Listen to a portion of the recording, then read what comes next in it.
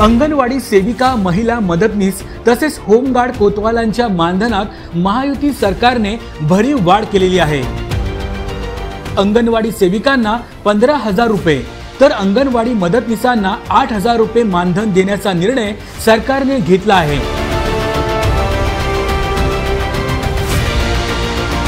यामध्ये ज्या अंगणवाडी सेविका लाडकी बहीण योजनेचे अर्ज भरतील त्यांना प्रोत्साहन भत्ता देखील दिला जाणार आहे।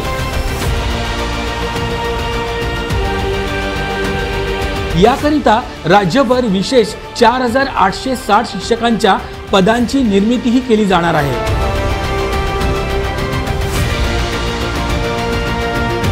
तर अंगणवाडी मदतनीसांना दरमहा 8,000 रुपये मानधन देण्याचा निर्णय झाला आहे। कोतवालांच्या मानधनात वाढ करून त्यांच्याकरिता कल्याणकारी योजना देखील सुरू करण्याचा निर्णय महायुती सरकारने घेतला आहे।